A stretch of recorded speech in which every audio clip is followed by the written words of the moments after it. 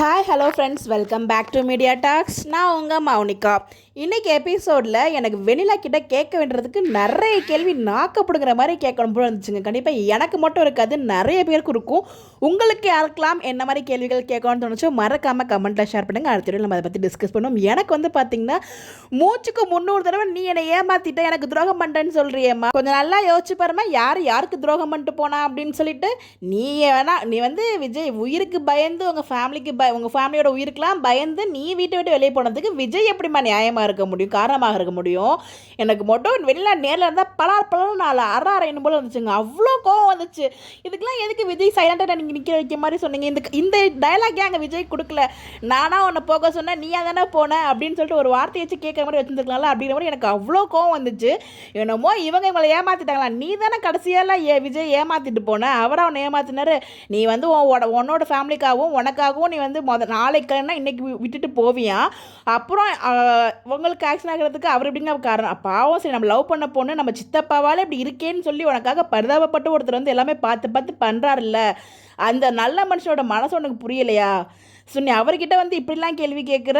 என்னம்மா அவர் வந்துட்டு கேட்கணுமா, நீ எனக்கு துரோகம் பண்ணிட்ட அப்படின்னு சொல்லிட்டு? நீ விட்டுட்டு போனதுக்கப்புறம் அந்த மனுஷன் எப்படி இருந்தார்? இப்போ நீ பார்க்குறதுலாம் ஒரு கோவம் இல்லை, இதுக்கு முன்னாடி இருந்தார் பாரு விஜய், அதுதான் செம்ம கோவக்காரர். இப்போ அவர் மாதிரி இருக்காருன்னா அது காரணம் காவேரி. அப்படியே உயிருக்கு பயந்து விட்டுட்டும் போவியா? அதுக்கப்புறம் 2 வருஷத்துக்கு அப்புறம் நீ கோமாவில் இருந்துட்டு திருப்பி சரி பழசெல்லாம் மறந்துட்டு திருப்பி காவேரிங்கும் போது அவளை ஏதோ ஒரு டைலாக் காரில் போகும்போது டைலாக் சொல்லுவாங்க. அவளுக்காக நீ அவளாக சொல்லாதே, எனக்கு சமக்கம் வரும்னு சொல்லி அப்பா அப்படி ஒரு டைலாக் இது வரைக்குமே ரொம்ப ஹாப்பி. விஜய் ஒரு டைலாக் சொன்னதுமே. விஜய்க்கு நீ துரோகம் பண்ணிட்டு போயிட்டு உனக்கு அவர் துரோகம் பண்ணான்னு எப்படிமா பச்சையாக போய் சொல்கிற? உனக்கு மறந்து போனது எல்லாமே ஞாபகம் வந்துடுச்சு. அப்போ கூட நீ என்ன பண்ணேன்னு உனக்கு புரியல. இவங்க டைலாக் வர சொல்கிறாங்க, இது எனக்கு இது மாதிரி நடந்துச்சுன்னா உனக்காக நான் லைஃப் ஃபுல்லாக காத்திருப்பேன் அப்படின்னு சொல்லிட்டு.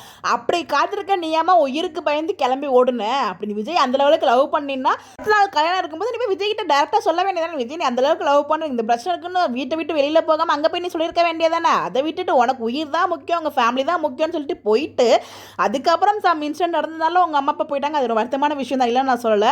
பட் ஆனால் இது எல்லாத்துக்குமே காரணம் விஜய் ஏமாத்திட்டான்னு சொல்கிறது எந்த விதத்தில் நியாயம்? நீங்கள் எப்படி இப்பெல்லாம் நீங்கள் பேச முடியும்? கொஞ்சம் யோசிச்சு பேசுகிறீங்களா? இல்லை உங்களுக்கு அடிப்படையில் குழம்பி போயிட்டா அப்படிங்கிற மாதிரி தான் இருந்துச்சு. ஸோ இவ்வளோ தூரம் காவேரி தான் முக்கியம்னு சொல்கிறப்பையும் கூட நீ தான் முக்கியம், நான் உங்களை தான் வாழ்வேன் நிற்கிறேன், நீலாம் ஒரு மனுஷியாமா அப்படிங்கிற மாதிரி தான் இருந்துச்சு. இதில் அவள் செத்தா சாவட்டு விடுங்கயா அப்படிங்கிற மாதிரி தான் இருந்துச்சு.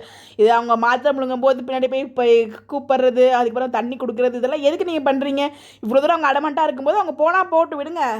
இவ்வளோ ஒரு கோவம் வந்துச்சுங்க எனக்கு இன்றைக்கி எபிசோடு பார்க்கும்போது. இவங்களுக்கு ஏன் விஜய்க்கு ஒரு டைலாக் கூட அந்த இடத்துல கொடுக்கல? ஸோ ஏமாத்தினதெல்லாம் ஏமாத்தினதெல்லாம் வெண்ணிலா. அப்புறம் என்ன விஜய் என்ன ஏமாத்தினார்? அவர் எங்கம்மா ஏமாத்தினார்? நீ அவர் ஏமாத்தி போனதால தானே அவர் இப்போ காவிரியை கல்யாணம் பண்ணியிருக்காரு. கரெக்டு தானேங்க? எப்படி இந்த வார்த்தை அங்கே கேட்க முடியும்? எப்படி நீங்கள் டைலாக்ல அந்த டைலாக் நீங்கள் வச்சிங்க? அதுக்கு எதுக்கு நீங்கள் விஜய்க்கு ஆப்போசிட்டில் அந்த டைலாக் நீங்கள் வைக்கல?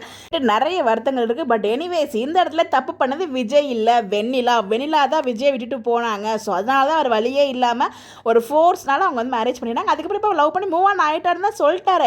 இதில் வேறு அவங்க தாலி கட்ட பொட்டாட்டி உயிரோடு இருக்கும்போது மோதிரம் போட்டு விட்டால் உனக்கு அவன் புருஷன் ஆகிட முடியுமாம்மா? என்னம்மா நீ பேசுகிற? மோதிரம் அட்லீஸ்ட் அவன் யதார்த்தமாக ஒரு வார்த்தைக்கு போட்டு விட்டது. அதான் அப்போ விஜய் சொல்கிறாரு, இந்த வார்த்தையை நீ திருப்பி சொல்லாத, அது தப்பாக தெரியுது அப்படின்னு சொல்லும்போது கூட உனக்கு அறிவு இல்லையாமா அப்படிங்கிற மாதிரி தான் எனக்கு இருந்துச்சு. தயவுசெய்து அந்த மோதிரத்தை கைட்டு நீ விஜய்கிட்ட கொடுத்துரு, அந்த மோதிரத்தை இங்கே காவேரிக்கே போட்டு விடுங்க அப்படிங்கிற மாதிரி சொல்லிட்டு மூவ் ஆன் பண்ணிட்டு போயிடாங்க. அப்படி பண்ண விட மாட்டாங்க. கண்டிப்பாக அவங்க நெகட்டிவ் ரோல் தான் பண்ண போகிறாங்க. ரொம்ப கிளியராக புரிஞ்சிருச்சு அது இன்னைக்கு எபிசோடில். ஒரு மனுஷன் இவ்வளோ தூரம் அவன் பக்கத்து நியாயத்தை சொல்கிறான்னா நீ அதை எதுவுமே புரிஞ்சுக்க மாட்டேன்னா அப்புறம் என்ன உனக்கு அப்படிங்கிற மாதிரி தான் இருந்துச்சு. ஏன்னா அவரோட சுச்சுவேஷன் எல்லாமே சொல்லிட்டாரு.